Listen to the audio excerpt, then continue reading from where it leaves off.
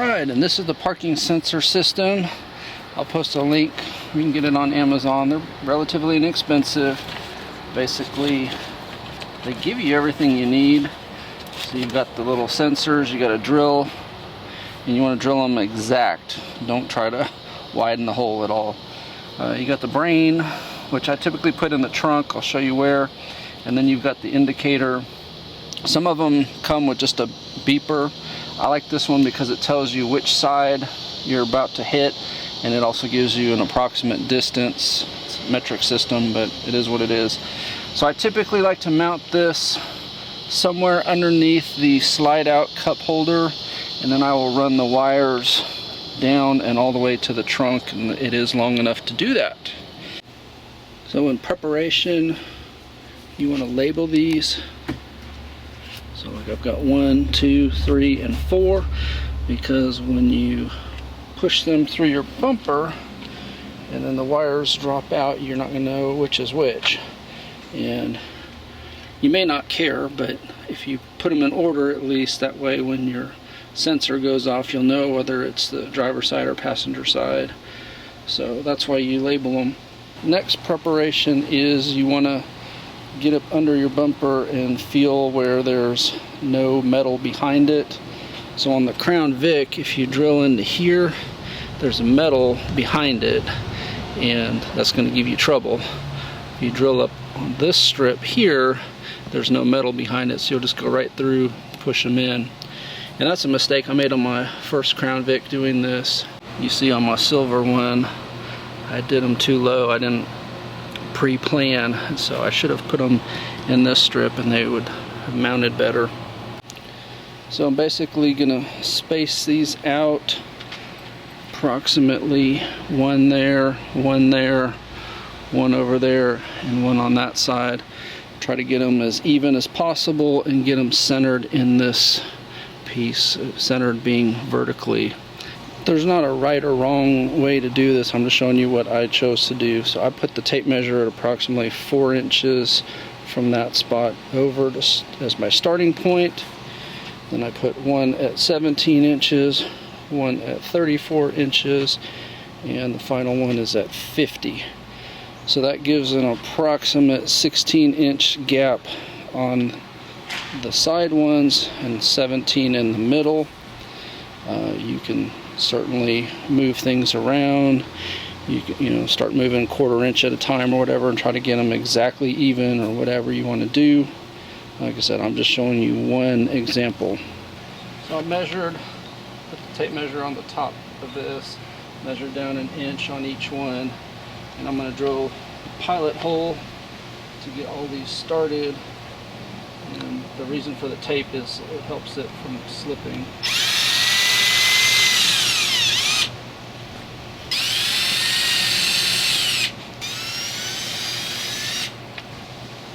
Drill bit, which assembles like this, and it'll make the perfect size cut for these.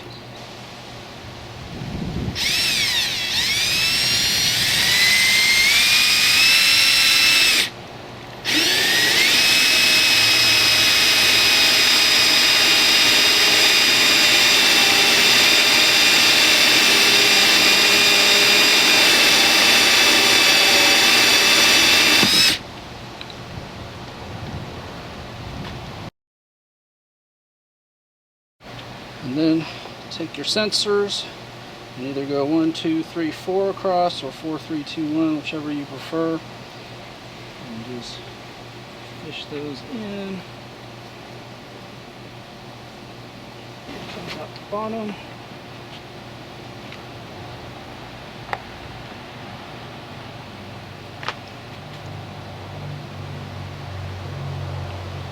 You want the cord side on the bottom. What I find is they won't pop in without a small screwdriver to kind of help them. So just get it basically as much as you can in, about 3/4 of the way, and then just take your screwdriver and just kind of poke it in. If you already installed the backup camera like I have, then you've already got the wire for it.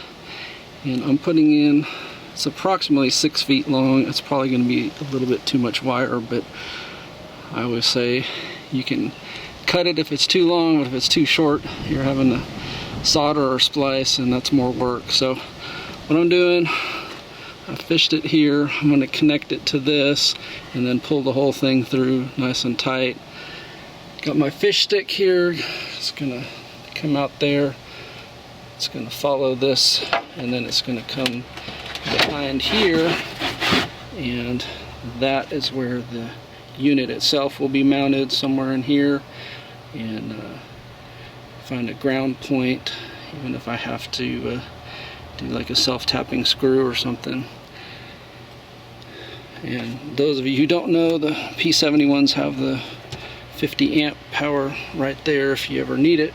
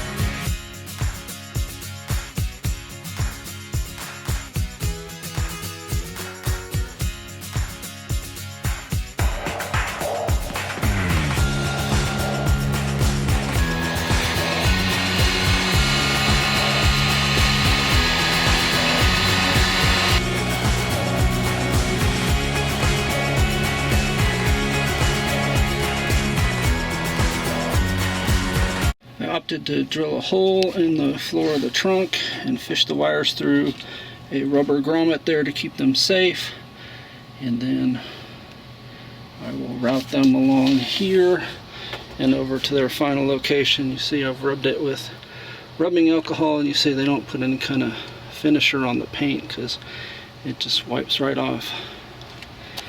So with all the wires run, we've got 6 connections to make. You get the power, the output to the thing that tells you how far you are, and then your 4 connectors, driver side, driver middle, and passenger side. So if you've labeled your cords 1, 2, 3, 4, or 4, 3, 2, 1,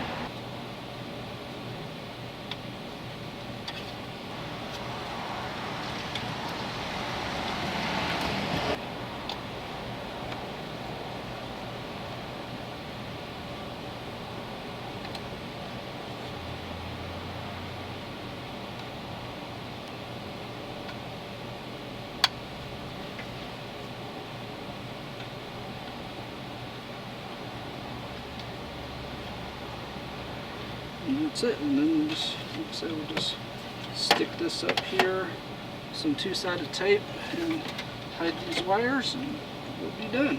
And just push all the carpet pieces and trim pieces back together. Most of them just either Velcro or they have little plastic retainers, and you're done.